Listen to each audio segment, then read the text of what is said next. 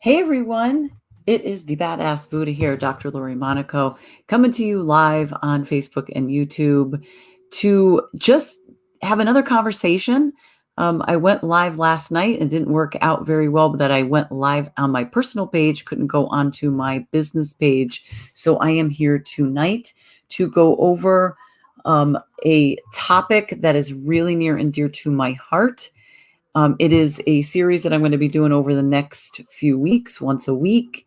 Live long and prosper. This is part 1. I did this last night on my personal page, and now I'm doing it on my business page and my YouTube channel.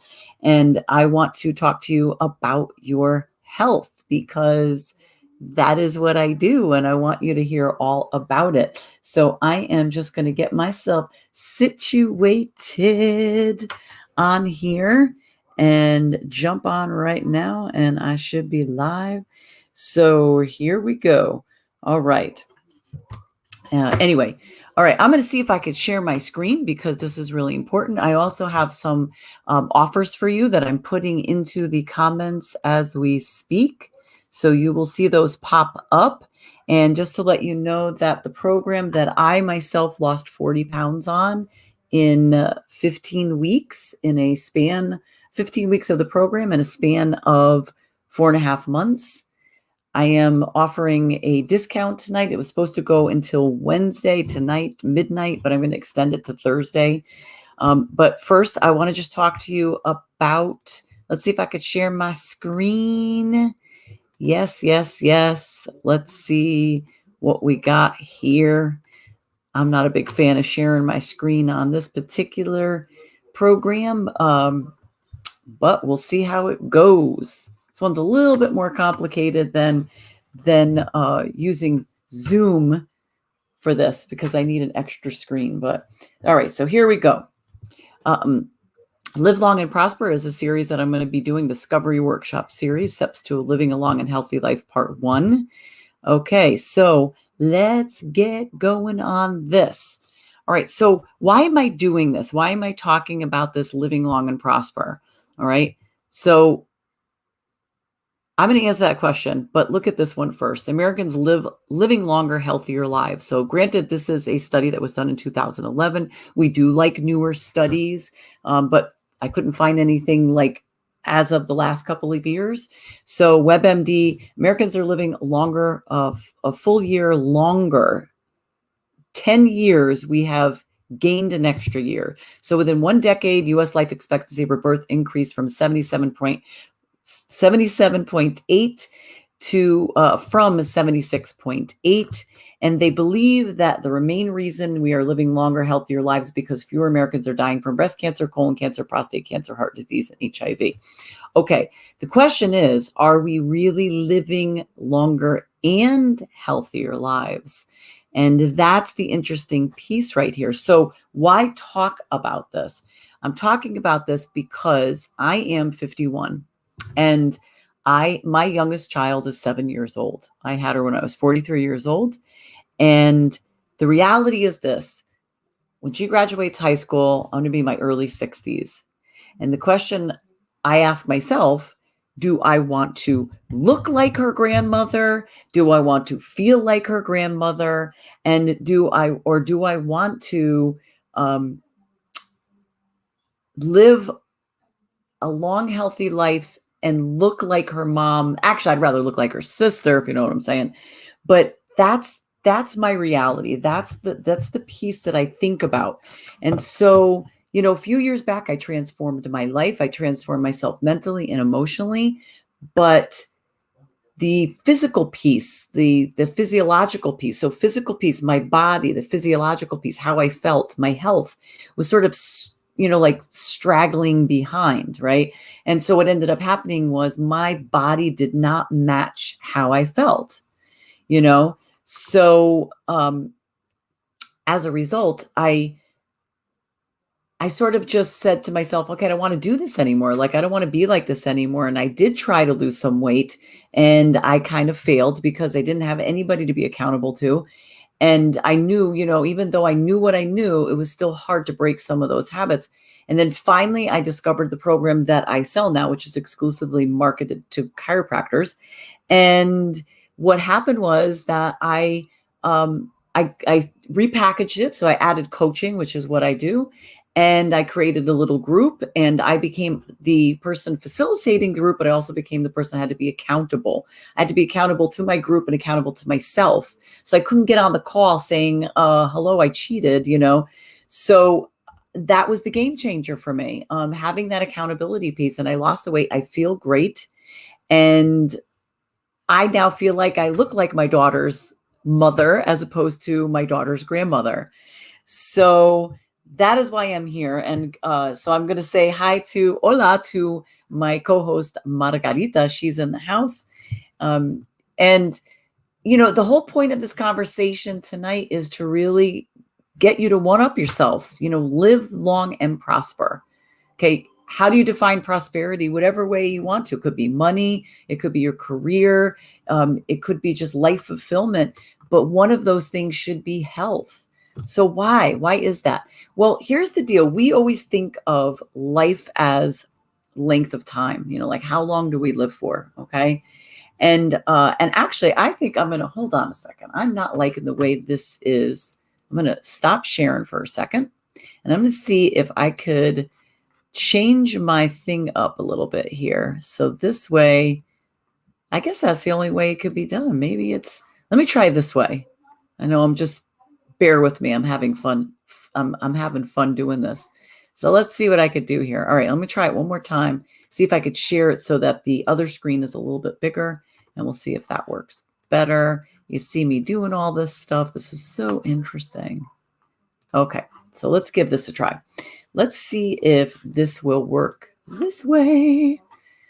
I will know in a moment. Okay, so we always think about the length of our life. Okay, the length of time that we live for. That is your mortality. So the mortality rate is incident deaths in a population. How long are people living for? What is the death rate? What is the age in which people are dying, or what are they dying from? That's what we're looking for. Mortality rate. Yes, this is much better. You could see it better now. Morbidity is the portion of the population with illness. Okay. So when you look up rates about how old people are when they die, what they die from, that's mortality. That's what we tend to find all the time.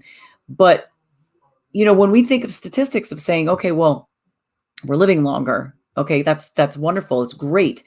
Back in my grandparents' day, they were glad to live to be 75 years old. Prior to that, they were glad to be living till 65. But times have changed. My parents are in their mid to late 80s. I have aunts and uncles who are in their late 80s to early 90s, and they are still functioning, driving, they're functional members of society, and they're still in relatively good health. Thank goodness. My grandmother passed away. She was almost 97 years old, and she was in very good health, basically till just the last few months. So, but is it genetics? Is it, we're going to get to that in a moment, but I've known plenty of people though that are in their 80s and 90s and not in good health, and they haven't been for years. And so the question is, are we concerned about living to 70, 80, 90, 100 years old?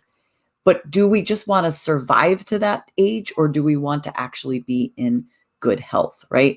So for me, again, I have a little one. That's my youngest out of 3. I want to live to be 100 years old, and I want to be in really good health. I always say to my kids, I want to live to a ripe old age because I want to aggravate them that long. That's exactly why I want to live that long. So when we're thinking about this, think about what age would you like to live to, but what is the criteria in which you want to live that age? Okay, so what does it take to literally live a long life? And this is so simple. I know it sounds funny to say this, but this is exactly what it takes to live a long life. You eat. Notice I don't have anything specific. You just eat. Eat in general. You have to eat something, okay? Take in fluids. Again, nothing specific. You could live your life. I mean, my grandmother, bless her heart, the one that lived almost to 97, she hardly ever drank water, which I would not advocate, but she drank juice. She drank a coffee. She would have like espresso really late at night. But so taking fluids means anything, okay? You have to go for regular medical visits, get diagnostic testing when needed, and then take your necessary medications. Oh, and I see Chris Nieves is on. Hey, Chris. Oh my gosh, I've been wanting to catch up with you. I'm glad you're here. So this is pretty much the way we live our life. Okay. Now looking at these pictures of the people that are there, they look great, right? They're up there in age, they're happy, just the bottom two, they're smiling, but they have their cane in their hand. So they have some mobility issues. Okay. And it would be great if we thought that this is how it is all the time for everyone. Okay. However, this is the reality of getting older, that most of us believe that once we get past a certain age, we are going to need assistance moving. So we're going to have mobility issues.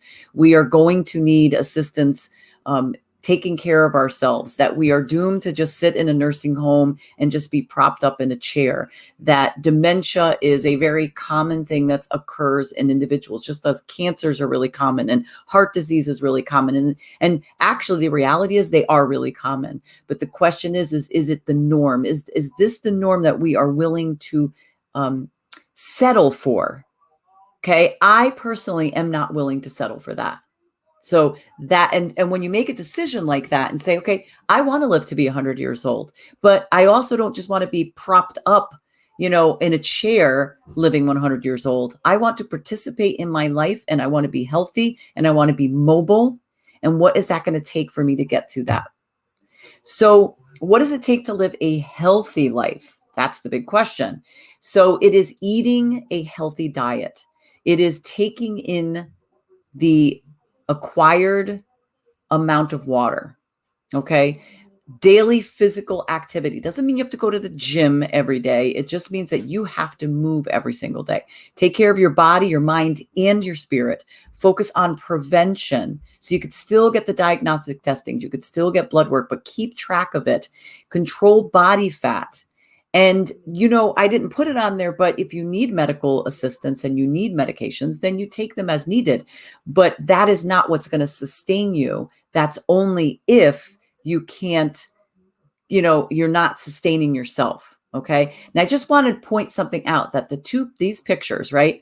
The gentleman on the right is 96 years old. He is a marathon runner. 96 years old. I can't even run a freaking marathon, and he's running at 96. The lady, you ready? 80 years old.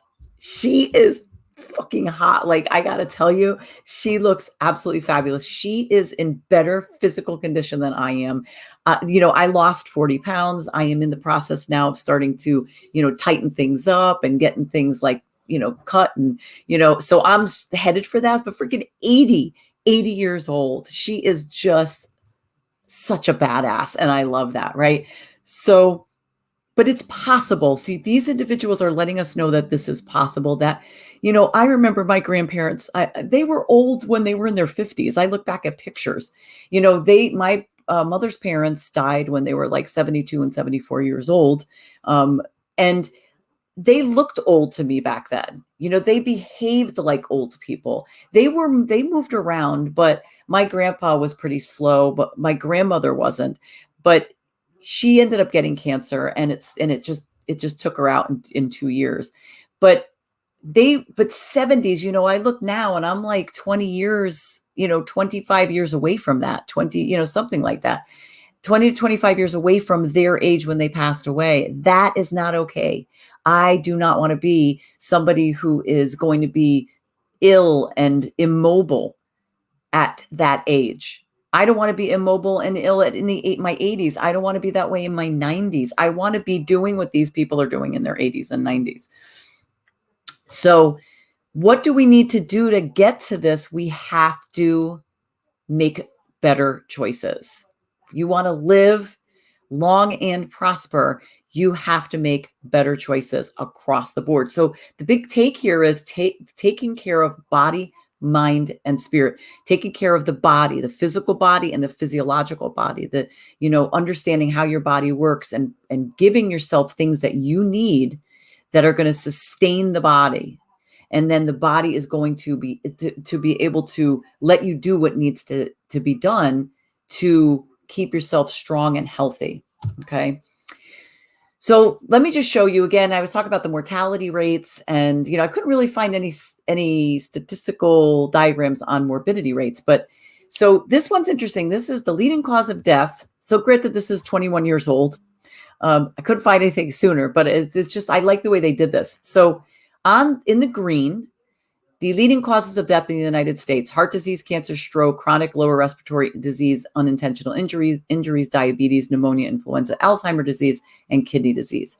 And then they say the actual cause of death in the United States, hello, can I talk, is number one was tobacco.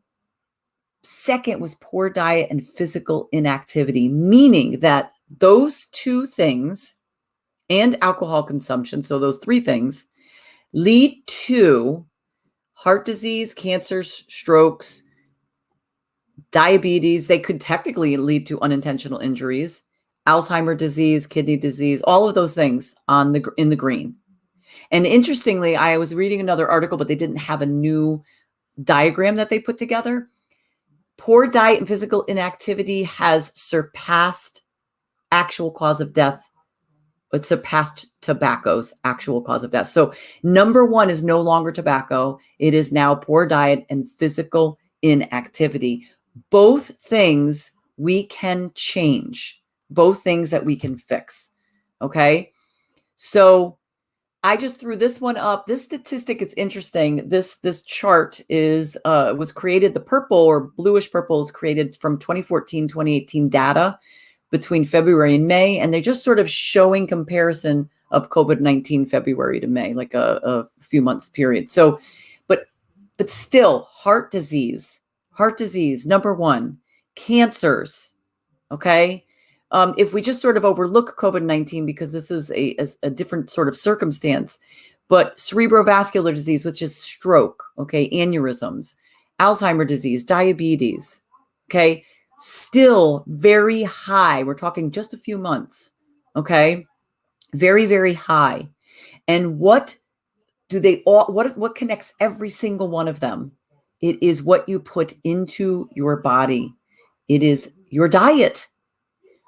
Cancers even. Okay, so can certain types of cancers? Absolutely. In fact, there has been some studies that show that excess body fat over a prolonged period of time, we know can increase our risk of heart disease. It can increase our risk of diabetes. It can increase our risk of any type of circulatory issue, including stroke, and kidney disease, because that goes along with diabetes. But it can also increase our risk of certain types of cancers.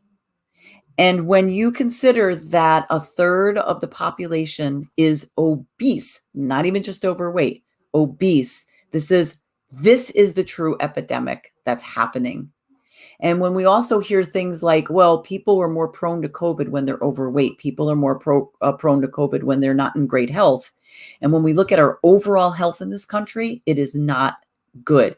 We are one of the sickest countries. We have the best healthcare out there. And the irony is it shouldn't even be called healthcare. It should be called sick care, because that's exactly what we're doing is we are just prolonging a person, feeding them medications let me explain something. I am not against that.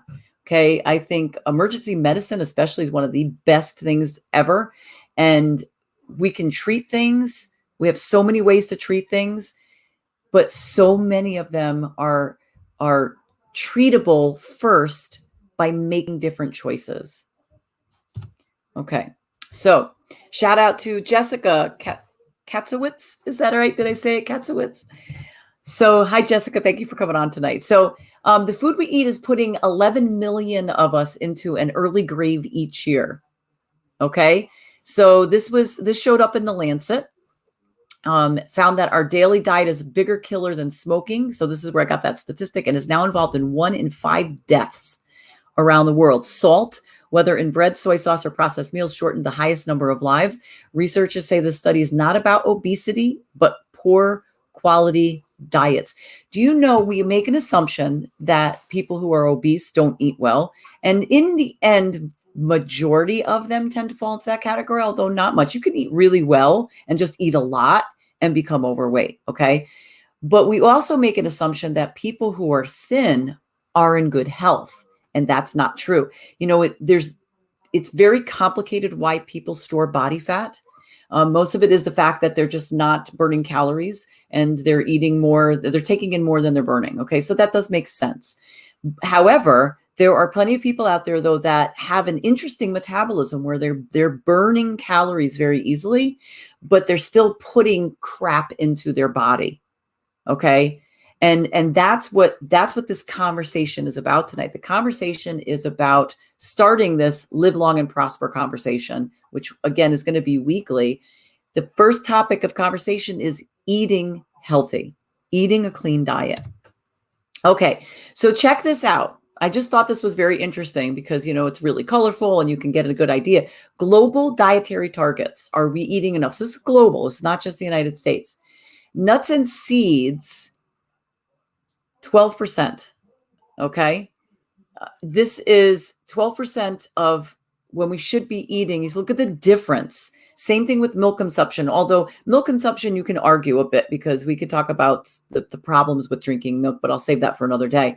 Whole grains. Look at the red meat. And I know it says I'm sorry, I made a boo-boo. Global dietary targets are in green, and gray is what we consume for the United States. Okay. Actually developed countries, because this is a BBC thing. So red meat, look at that. Okay. Sodium, look at that. And processed meat. Okay. This is not good. Okay. This is really not great for us. Okay. That being said, let me get to the next slide.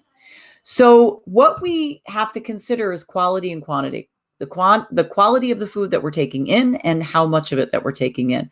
So a typical American diet, or known as the standard American diet, SAD for short, standard American diet, SAD, SAD for short, because it is sad. Low quality foods, high quantity amount.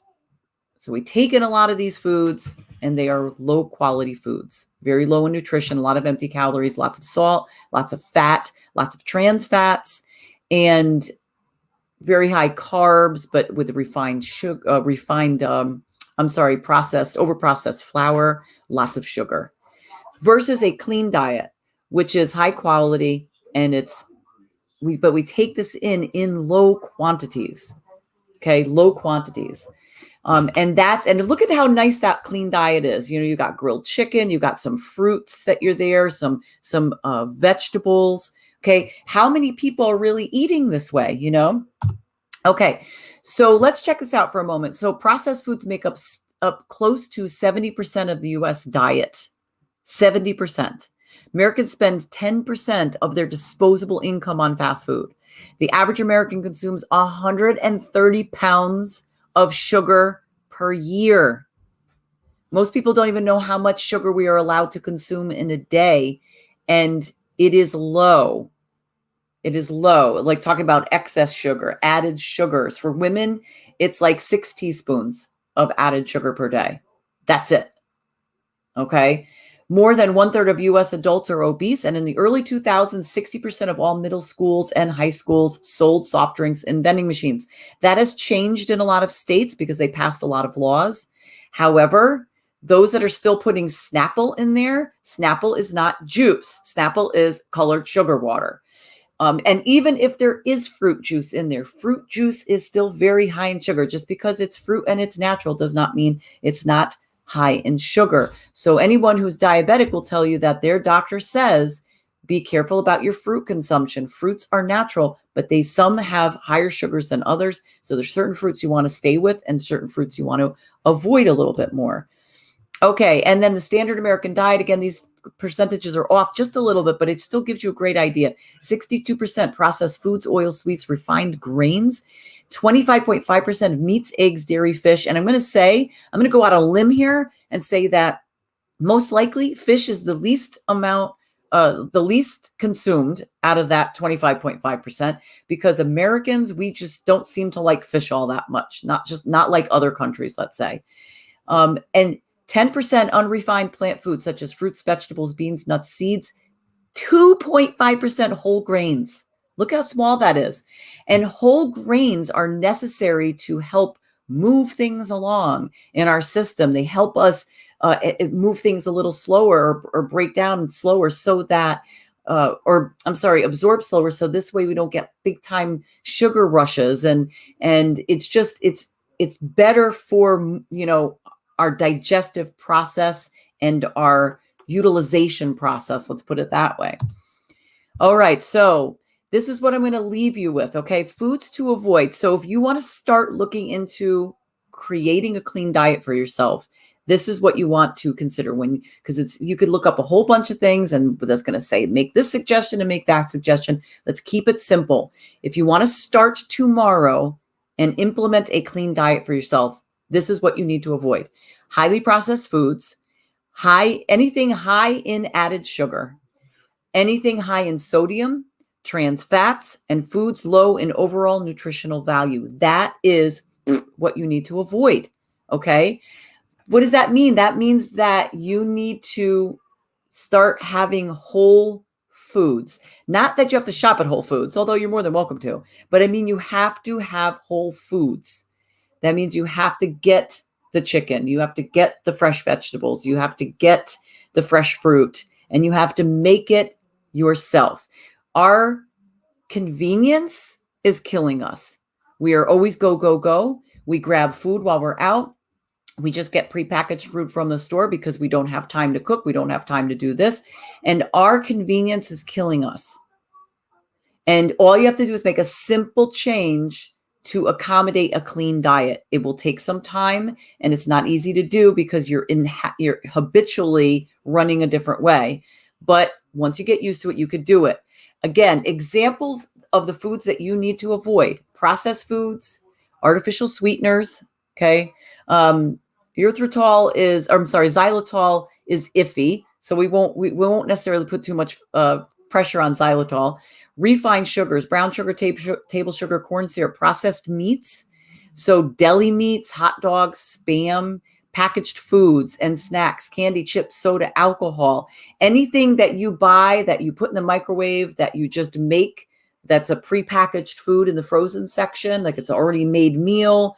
All of those out. They have so many preservatives in there. There's a lot of fat. There's a lot of salt and sugar. People don't realize how much sugar is put into these things. And when they say, oh, it's low in fat, it's a low fat meal, they have to substitute with something else because most of the time low fat has no taste. So for them to get a taste in it, they throw a lot of other stuff in there. And don't be fooled by no artificial preservatives. No artificial preservatives means they put more sugar and they put more salt into this particular thing. Okay, so that means that you have to go clean. You have to go to the produce section. You have to go to the meat section. And that's where you purchase your stuff, not the frozen food section. Can you buy frozen vegetables? You can, and frozen fruits. I do. It's my last ditch effort, but I will do it. Okay. And a lot of times they are picked to ripeness, so they do tend to taste better. But you still have to be very careful and look at the ingredients to make sure they don't have any extra stuff in there to help sustain them. Okay, so let me just show you before you all leave. This is before we get off. I just want to give you I'm going to give you a great offer tonight before you leave. All right, so this was me. I cringe a little bit, but this is necessary. This was me, June of 2020 and November of 2020. 40 pounds difference at age 50 in perimenopause. So in June, I was having hot flashes. I was having salt and sugar cravings, mood swings. I had eczema. I had joint pain because I have bone spurs and all this lovely kind of stuff, right? And I began this program that I offer. And within 4 weeks into the program, my joint pain was gone. My hot flashes were gone. My food cravings and mood swings were gone. And then the pounds just started to come off, 40 pounds lighter. And I feel absolutely fantastic. So the program that I offer, called the Fat Eviction Program, is a 6-week interval program. And although the base package is the Chirothin weight loss program, and even though it is a quote marketed weight loss program, it is really a health program because what's happening is it's not just weight loss is like a side effect. What happens is this program is an anti-inflammatory, low glycemic elimination detox protocol. Utilizes intermittent fasting, portion controls. You have real food. It creates positive long-term and sustainable eating habits, and it's doctor supervised. Dr. Badass. I'm a doctor here, okay? It is gluten-free, it is peanut-free, it is egg-free, dairy-free, and soy-free, unless you have to do the vegetarian protocol, then that's the only time soy is allowed. Everything all these things are known to cause inflammation in the body and cause problems. So what happens is when people go on this diet, they feel better, they eliminate issues that they've been having. I have people lowering their medications, getting off medications, getting clean bills of health from their doctor, and losing weight. And really what they're losing is body fat. So when they step on that scale and it shows that they lost weight, they are losing body fat and they're readjusting the hormones of their body as a result. When I say hormones, I'm not talking about like reproductive hormones, but that is a big chunk of them. Any of it. They're resetting their metabolism. They're resetting their reproductive hormones. And the other great part of this program is the fact that included in this package are coaching sessions. We do 7 group coaching sessions. And it's that piece that sets it apart because that's what's getting you the accountability. That's what got me through it. And that's what gets everybody through it. So you get a meal plan. You get yes, it's a meal plan. You get a recipe book. You get a food and weight journal. You get supplements. You also get 7 1-hour group coaching sessions. You get accountability partners. You get to be part of the Facebook tribe. You get burst exercises, 8-minute burst exercises free. It's a 42-day, everything's a 42-day package. And the 6-week program normally costs you, where you lose 15 to 35 pounds. You can lose 15 to 35 pounds, mind you, in this. $19.02 per day, which comes out to, in that 6-week time frame, $799. Okay, but I want you to really think about this. This is for your health. And people lose that much weight in that shorter period of time, and they feel better. But what I'm going to have you do, and don't worry about the midnight Wednesday, I'm extending it till midnight Thursday. I will take $150 off. I have put in the comments the links to click on, and I just cringe at this picture especially. So I just wanted, this is a big comparison. Okay. Now I hadn't been that weight in a long time, but that was at my heaviest in the blue. I was I think it was about 220 pounds. And I was about 35 years old there. And the picture on the right is me at age 50 at 145 pounds. And big difference. I look so different. And it's over 20 years, 20 years. I can't add 15 years later, 35 to 50, 15 years later. And I think I look younger at 50 than I did at 35. So if you need further information, these are all my contacts. You can reach me on all these things. But again, please feel free. Like, look, if you want to, let me get out of this for a second and go back to my thing here. So if you want to feel better, if you want to look better, if you are ready to lose weight, you see the sign up stuff there. If you want more information on this program, the details of how this program works, go to my website. It's listed in the comments. Click on it. You can watch an informative video. Or if you think you're ready to sign up and you want to save that money, go ahead and click on and sign up. Or if you want to set up a consultation with me, feel free to click on that link as well. And we could set up a consultation so you can be more one-on-one with me and get more information. So I'm going to end the program. I want to thank you so much for coming on. I really appreciate it. And namaste, everyone. And remember, from the Badass Buddha, remember, be you, be real, and be extraordinary. Whoop, whoop. See ya.